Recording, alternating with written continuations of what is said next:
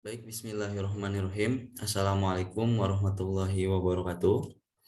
Sebelumnya, perkenalkan nama saya Salman Alpariji dari Teknik Informatika 20.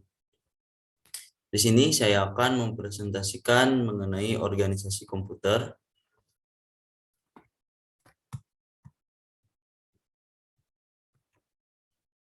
Sebelum jauh membahas organisasi komputer, lebih baik kita mengetahui apa itu komputer.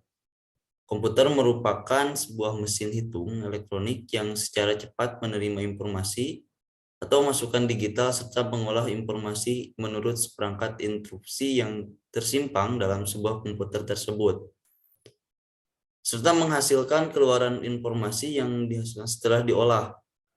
Daftar perintah itu dinamakan sebuah program komputer, sedangkan unit penyimpanannya dinamakan memori komputer.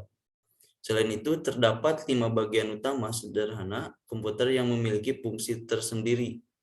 Itu terdiri dari masukan memori, aritmatika, logika, dan keluaran. Baik, selanjutnya ini adalah contoh sebuah komputer terdahulu dan saat ini. Lanjut ke organisasi komputer. Apa sih itu organisasi komputer?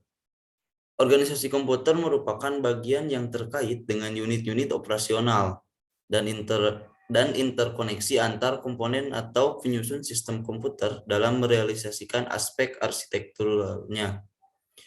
Sebuah contoh aspek organisasional adalah teknologi hardware, perangkat antarmuka teknologi, memori, sistem memori, dan sinyal-sinyal kontrol. Nah, ini merupakan gambaran mengenai organisasi komputer. Lanjut.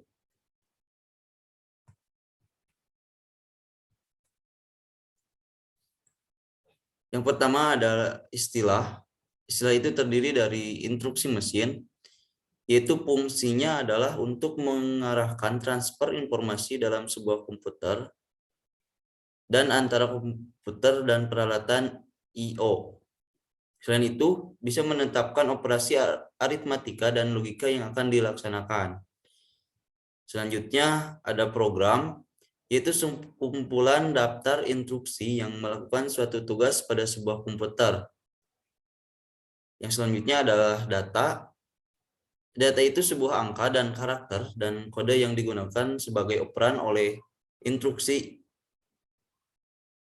Contohnya adalah program objek yang berfungsi untuk mengkompilasi, program sort bahasa tingkat tinggi yang menjadi daftar instruksi berupa program bahasa mesin.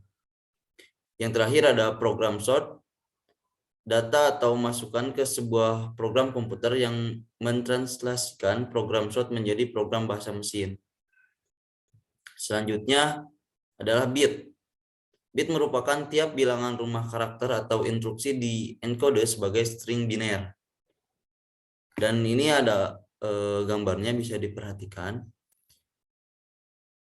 Dan bit pun bisa didefinisikan yaitu bilangan yang dinyatakan dalam notasi biner, posisi dan terkadang digunakan format binary coded desimal atau BCD.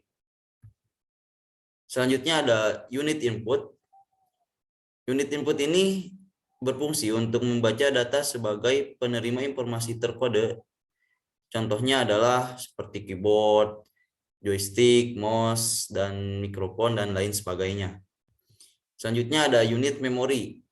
Nah, suite memori berfungsi untuk menyimpan program dan data beberapa contoh unit memori di bawah ini. Yang pertama ada penyimpanan primer. Penyimpanan primer ini terdiri dari RAM atau Random Access Memory dan ROM, Read Only Memory.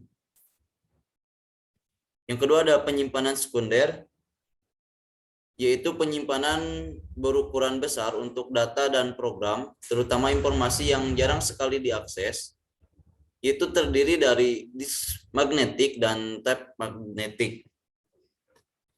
Dan ini ada contohnya ya, ada gambarnya untuk disk magnetik dan tape magnetik.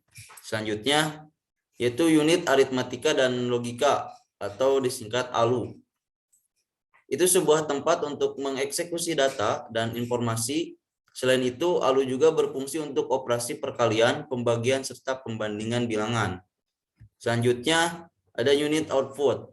Nah, unit output ini berfungsi untuk mengirim hasil yang telah diproses ke dunia luar. Contohnya seperti printer, display, dan lain sebagainya. Yang terakhir, ada unit control.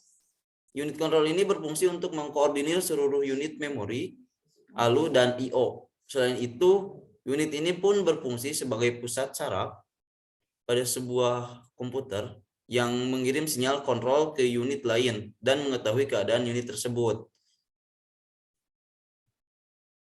Kesimpulannya, dan itulah yang dinamakan sebuah organisasi komputer, yang mana sekumpulan dari bagian-bagian komponen komputer yang terkait erat dengan unit-unit operasional serta interkoneksi antar komponen penyusun sistem komputer.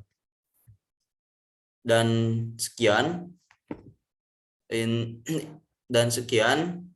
presentasi dari saya, Salman Al-Fariji. Semoga bermanfaat. Terima kasih. Wassalamualaikum warahmatullahi wabarakatuh.